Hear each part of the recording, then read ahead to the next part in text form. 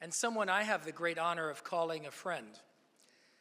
But first, I want to tell you a story because this plenary today is focused on anti-Semitism.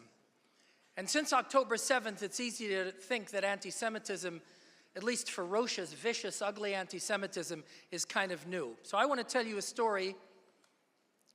The year is 1951. The place is Iraq. There was a knock at a door, and a little girl answered that door. She was asked if her father is home. It was early in the morning. She remembers that her father still had shaving cream on his face. Those soldiers came to arrest and take away that Jewish leader, parade him through the streets in leg irons, charge him with Zionism, and throw him in prison. That young girl is my mother, who's here, by the way. She's here, by the way.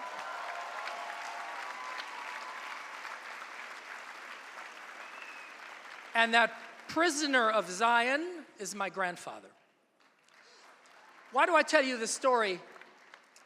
Because after visiting my grandfather in prison, something that no little girl should have to do, he finally said, "Don't wait for me, flee, run, escape this place."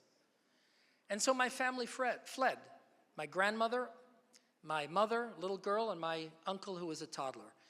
They fled across the border to Iran. Yes, to Iran.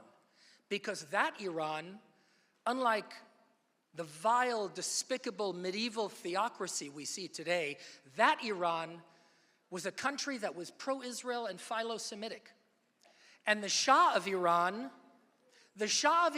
gave asylum to any Jew who could make it to the border and escape. That same Shah, by the way, had rescued Ashkenazi Jews from the Holocaust, giving European Jews asylum in Iran. That was the Iran of the Pahlavi dynasty. That's right.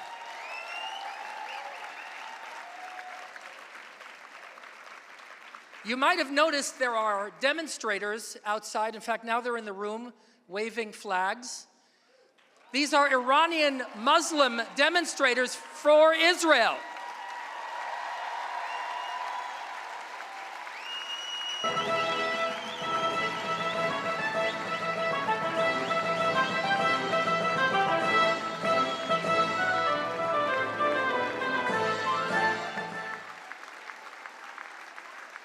And that's the flag behind me.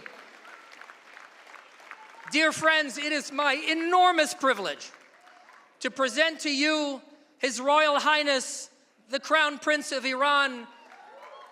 Reza, please come up here. And by the way, I think in this room, we probably prefer another title for you. So I'll call him His Majesty Reza Shah II.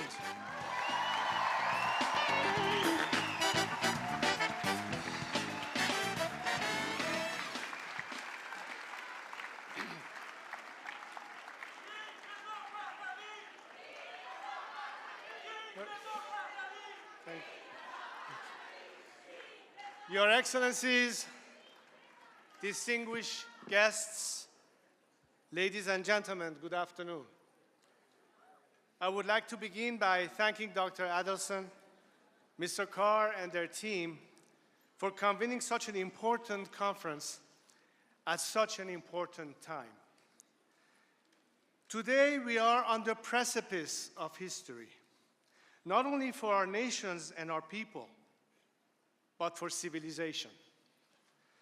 We find ourselves on this precipice in the middle of a fortnight that is crudely illustrative of exactly what is at stake.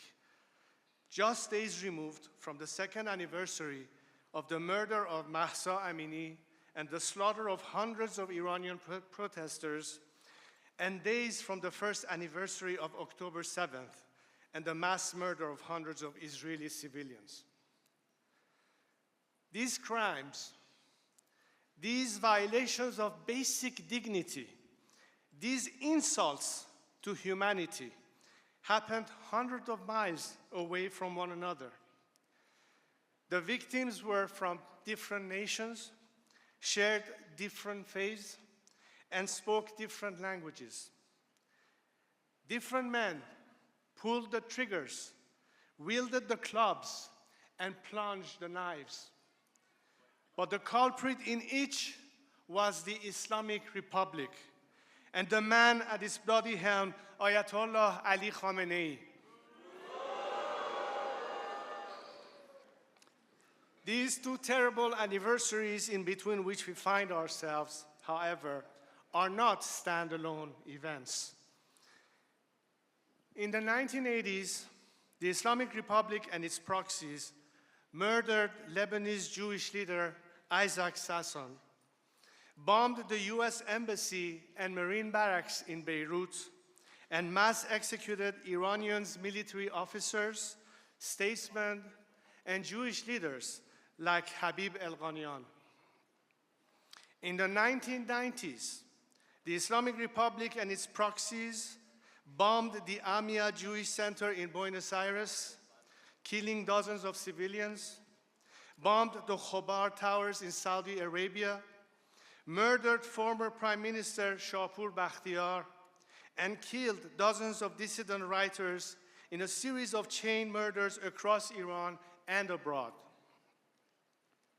In the first decade of the millennia, the Islamic Republic and its proxies rained missiles down on Israel, launched a global campaign of Holocaust denial, murdered American soldiers, and rained bullets on Iranian freedom fighters like Neda Agha Sultan in the Green Movement. In the 2010s, the Islamic Republic and its proxies attempted to bomb Israeli embassies in Georgia, India, and Thailand, announced their intentions to assassinate President Donald Trump, and slaughtered more than 1,500 peaceful protesters fighting for Iran's liberation. To this day, the Islamic Republic and its proxies fire missiles at Israeli civilians and American soldiers, and fire buckshots into the eyes of Iranian protesters. They bomb Israeli playgrounds, poison the minds of American students, and poison Iranian schoolhouses. They target your synagogues, and they raid our house churches. Yet, in the face of this, we have witnessed a remarkable solidarity between Iranian, American, and Israeli people.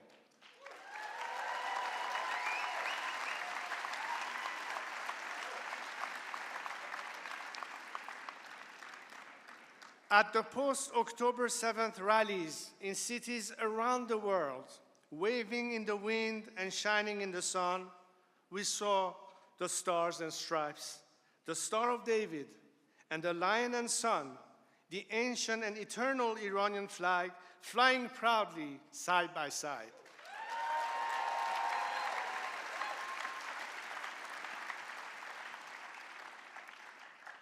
The Iranian people stand with Israeli and Americans because before the Islamic Republic came for you, it came for us. Ours is a shared experience. We know your struggle. My friends, you in Israel are under siege. War is being waged on you from the south, from the north, from the east, and from a propaganda war in the West. All of this is being coordinated, supported, and directed by the Islamic Republic. Reacting to each of these threats independently, as if they were independent threats, will leave you in a state of perpetual vulnerability. Merely fighting Hamas or Hezbollah will not deliver security for Israel or America. You will be simply reacting, and your people will never have peace. The time of reacting to these reactionaries must come to an end. Iranians too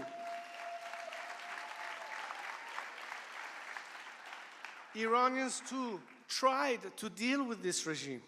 They tried to reform it. It was under these reformists that the most brutal massacres of my compatriots took place. So trust us when we say no deal can be made with such a regime and no accommodation with its proxies.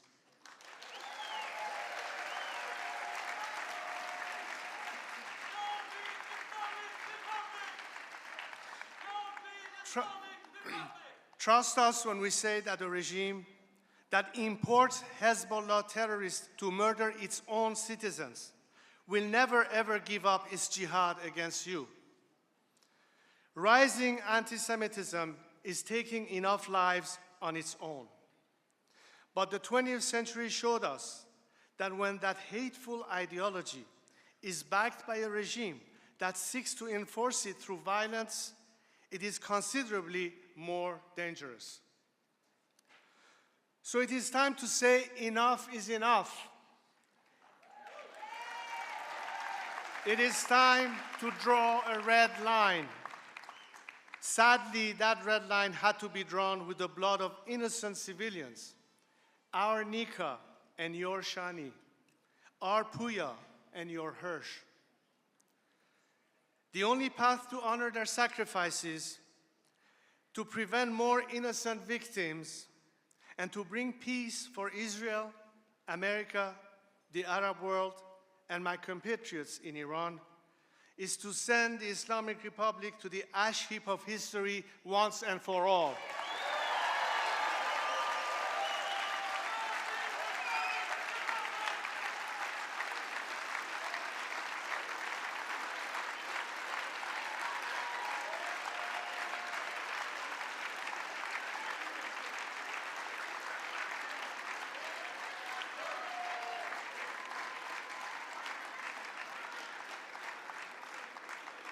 But how?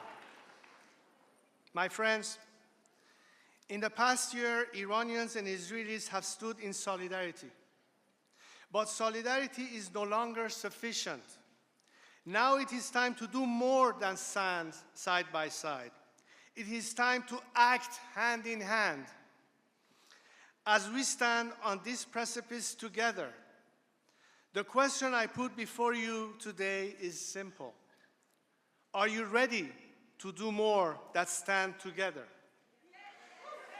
Are you ready to act together?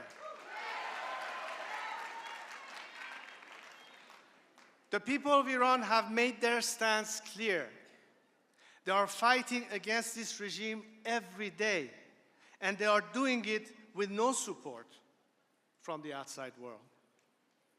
They have sent me here with a message. They are not only fighting to free themselves, but to free the Middle East and the world from the scourge of this evil regime.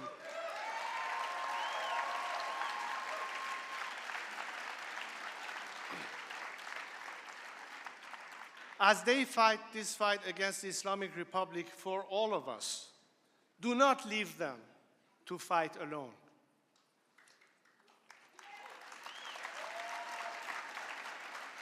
The people of Iran are your partners, not pawns.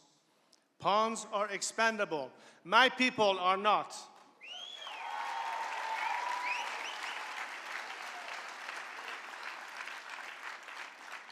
What we need in this partnership is beyond photo ops, rallies, and social media posts. What we need is a collaborative, coordinated campaign.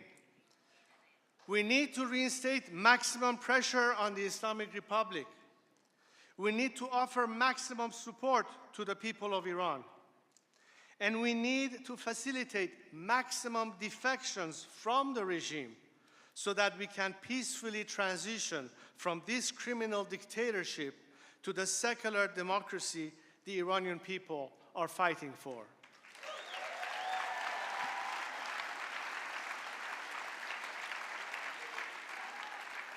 This requires leadership in the United States, in Israel, and an Iranian partner. Ladies and gentlemen, I am here to offer that partnership and extend a hand as a partner in peace.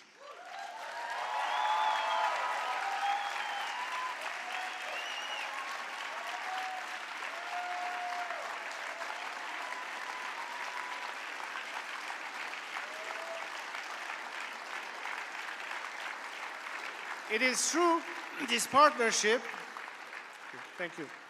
It is through this partnership, through this coordinated action, that we can achieve freedom for the people of Iran, security for Israel, the United States, the Arab world, and a true opportunity for a bright future for the Palestinians.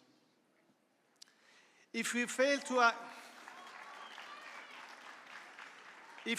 to act and the Islamic Republic remains in power, none of that would be possible. But if we work together, we can secure prosperity and dignity for our people and stability and security for our world, and expand from the Abraham Accords to the Cyrus Accords.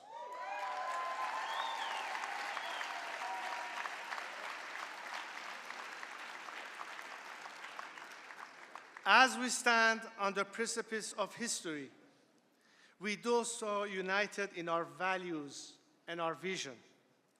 But now it is time to act. And when the lion and the sun rise again, the world will see a new dawn of peace. Thank you so much.